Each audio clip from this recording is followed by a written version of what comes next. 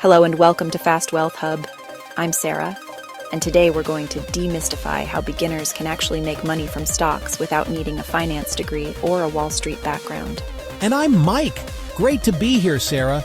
I remember when I first started investing, I was completely overwhelmed. There seemed to be so many complicated terms and strategies that I almost gave up before I even started. That's exactly why we wanted to do this episode. So many people feel intimidated by the stock market, but making money from stocks is actually accessible to everyone with the right knowledge and approach. Absolutely. And the good news is that you don't need a huge amount of money to get started. What you do need is a solid understanding of some fundamental principles. Should we dive right in? Let's do it. I think the first thing beginners need to understand is that making money in stocks is usually a long-term game. Very few people get rich overnight, right? That's the number one misconception we need to clear up. The secret to building wealth in the stock market is staying invested over time through both good markets and bad. Warren Buffett, one of the world's most successful investors, became a billionaire in his 50s, not his 20s. Patience really is a virtue when it comes to investing. So what's the first practical step someone should take if they want to start investing in stocks? The very first thing is opening an investment account. It's similar to opening a bank account, but it's specifically designed for buying stocks and other investments. Many online brokers now offer commission-free trading with no minimum balance requirements. And once you have that account, what should beginners actually invest in? Individual stocks can seem risky and overwhelming when you're just starting out. That's why I recommend most beginners start with index funds rather than individual stocks. An index fund gives you instant diversification by investing in hundreds of companies at once. For example, an S&P 500 index fund lets you own small pieces of 500 of America's largest companies with just one purchase. In Kenya, the NSE 20 index fund would be a good start. I love that approach because you don't need to be an expert on any single company. You're essentially betting on the growth of the entire economy. And historically, the S&P 500 has returned about 10% annually over the long run. Exactly. When you buy an index fund, you're not trying to beat the market. You are the market. And studies consistently show that even professional investors struggle to outperform market indexes over time. That takes a lot of pressure off beginners. But let's say someone does want to eventually buy individual stocks. What fundamental strategy would you recommend? I'd suggest the buy and hold strategy. This means purchasing stocks of quality companies and holding them for years, regardless of short-term market fluctuations. It's about thinking like an owner of the business, not just a trader of the stock. That makes sense.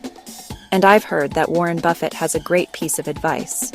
Never invest in a business you cannot understand. So beginners might start by looking at products and services they use and understand in their daily lives. Absolutely. That's a wonderful place to start. If you love Safaricom products and see everyone around you using them, that might be worth researching as an investment.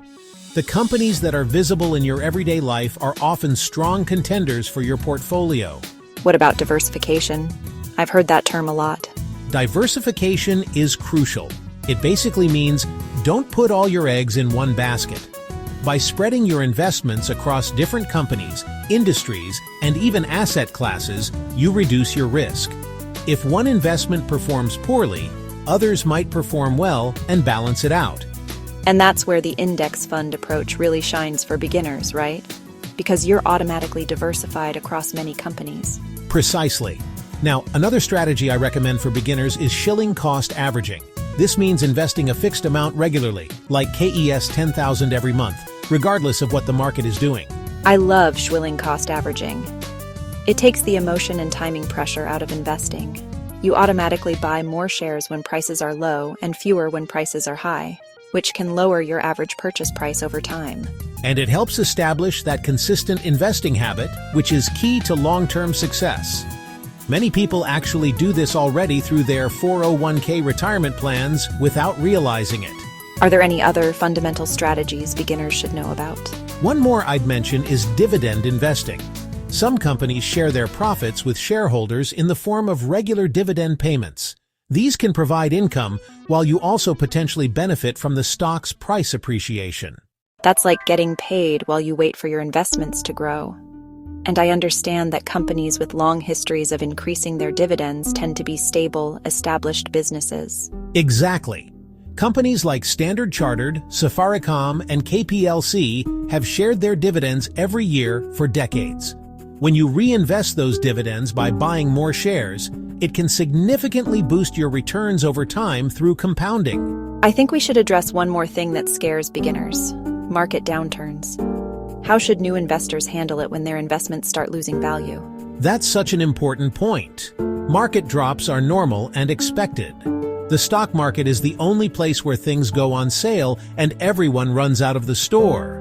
But successful investors see downturns as opportunities to buy quality investments at discounted prices. So resist the urge to panic sell when markets fall? Absolutely. History shows that the market has always recovered and reached new highs over time. If you have a long time horizon and don't need the money immediately, staying invested during downturns is often the best strategy. This has been so helpful, Mike. Let's do a quick recap for our listeners. To make money in stocks as a beginner, open an investment account. Consider starting with index funds for instant diversification. Adopt a buy and hold mentality. Invest consistently through dollar-cost averaging. And don't panic during market downturns. And remember that investing is a journey, not a sprint. The most important thing is to start, even with small amounts, and let time work its magic through compounding. Well, that's all we have time for today on Stock Market Wealth. I hope our listeners are feeling more confident about taking those first steps toward investing in stocks. And if you enjoyed this episode, please subscribe to Fast Wealth Hub for more beginner-friendly investing insights. Next week, we'll be discussing how to read basic financial statements to evaluate companies. Until then, remember, investing isn't about getting rich quick. It's about getting wealthy slowly but surely. Thanks for listening, everyone.